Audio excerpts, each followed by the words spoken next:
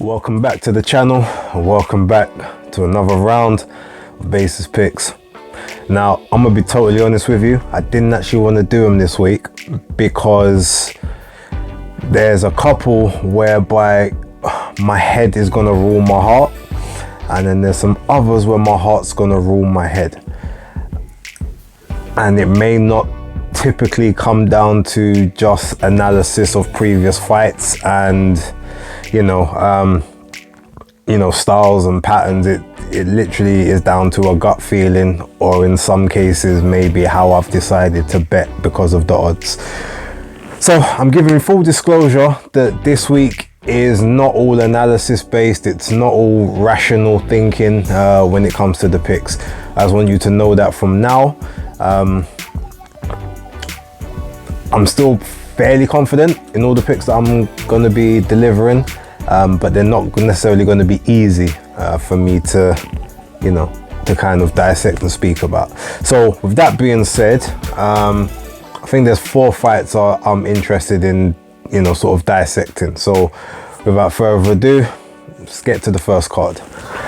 So realistically on this card, there's only one particular fight I'm interested in, which is obviously Tasha Jonas versus Marie-Eve Dicaire. However, I do think Dalton Smith is going to get another stoppage victory against, who is it?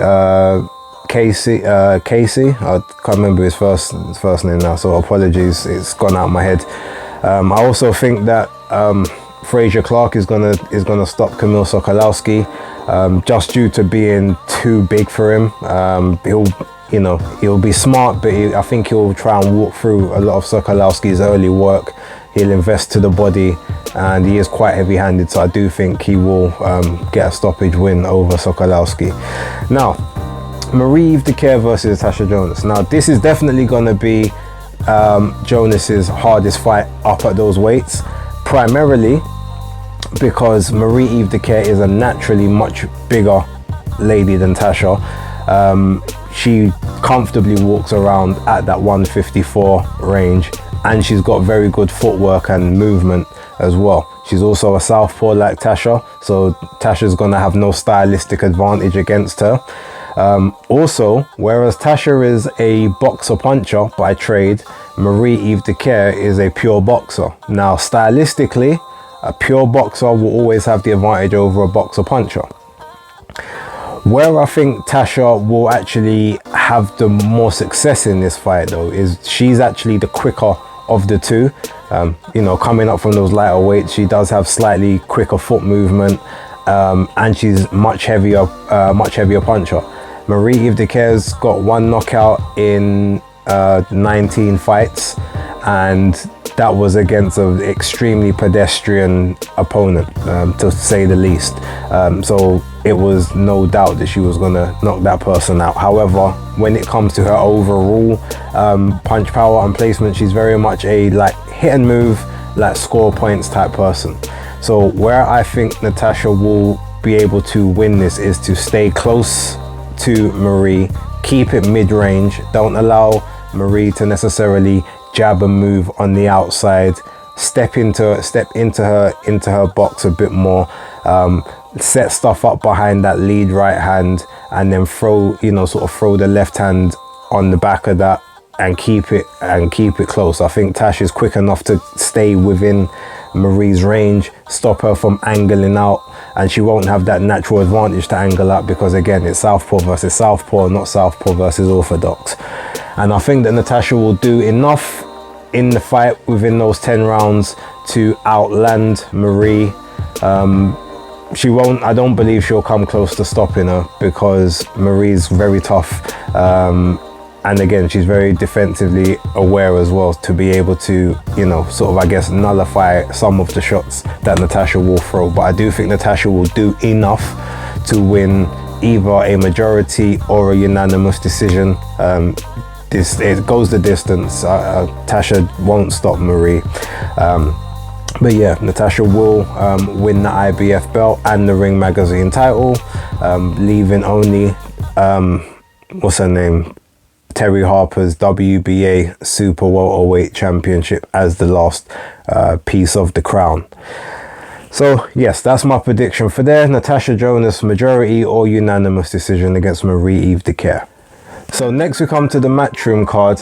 Now, to be fair, I don't actually know a lot of the fighters that are on the other side, apart from like the A-side fighters. So Khalil Coe, I'm expecting to see some good work from him. Ray Ford, I'm expecting him to do his thing as well. I'm actually very keen to see, what's her name? Beatrice Ferreira, the new Olympian, Olympian silver medalist.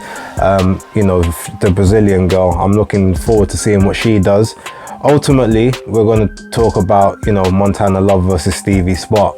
Now, I haven't seen much of Stevie, but I know he's got a very, very big knockout ratio, and he's fought as high as 154 pounds before. Now, this is a 140 pound fight, so he's going to be the naturally bigger guy to Montana. Montana's a very good boxer. He's naturally a pure boxer more than anything else. About 50% knockout ratio, whereas Stevie Sparks' KO ratio is closer to, I think, like 80 something percent. But he has lost twice. Obviously, he doesn't know what it's like to be undefeated. But he's fought bigger punches and he's fought naturally bigger guys. But the quality of opponent, I'm not sure if I could say that the quality was better than what Montana's got. That being said, this is one of those ones I'm not 100% sure how it goes. Montana Love has got the style to be able to just outbox him and win a UD decision, but he does like to stay in the kill zone a bit too long, and he does get hit. He does have a pretty good chin, to be fair. Like, he's been dropped once that I've seen, but he has taken some big shots before. And normally he's able to ride out the storm. He's got very good powers of recovery. But he will definitely be the quicker of the two in the ring. I can't lie, I could potentially see an upset in this one. I could see Stevie Spark hitting him with something that he's not predicting and wobbling him, and him potentially getting stopped. Is that the pick? I'm not sure. You know what?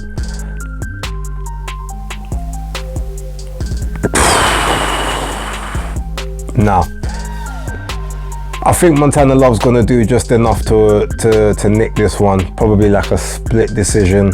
I think the speed is gonna be what keeps him, you know, sort of keeps him in favor. And the fact that Stevie Spark has fought as high as 154 before, now basically dropping a stone off of that down, I don't know how much he's necessarily depleting himself to get down to 140.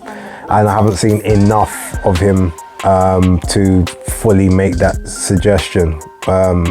So I'm going to be safe on this one. And again, this is more hit and hope territory than anything else. But yeah, I'm going to go with Montana Love on points, split decision type victory. I do think it'll probably be competitive for the majority of it. There was gonna be sticky moments on both guys' parts, but yeah, I see it getting points. So that's the pick, but I'm not confident about that one whatsoever. And last but not least, we go to the top rank card, which sees the return of Seniesa Estrada after almost 11 months out the ring. What's the name of the girl she's facing? I think her surname's Villarino.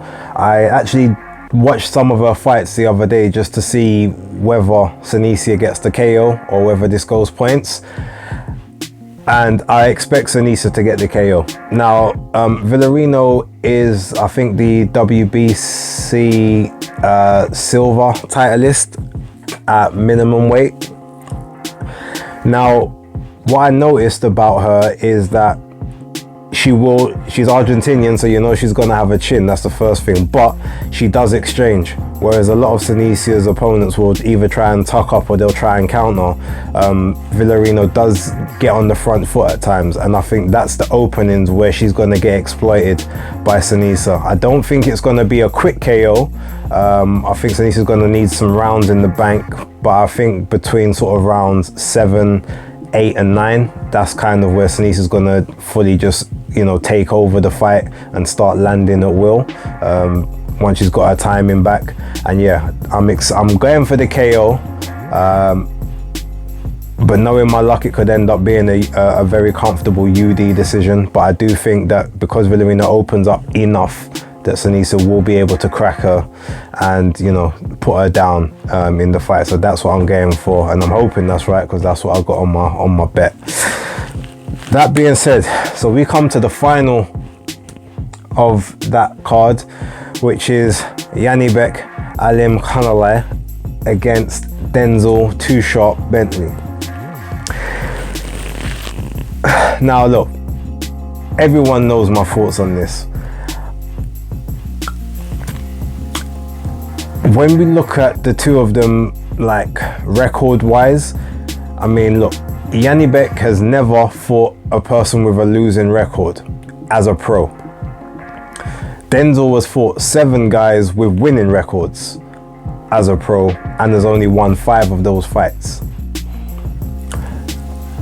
He's had no European or even world level experience. He's purely been fighting domestic level fighters, which is not necessarily a bad thing, but when you couple that with Janibek's 300 amateur fights on top of his now pro, you know, his pro record and pedigree, plus the fact I believe that Buddy McGurk is a much better and more qualified trainer at world level than Mark Bowers is.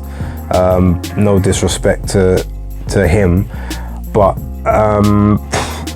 it's a tough ask for Denzel. Like, let's be real.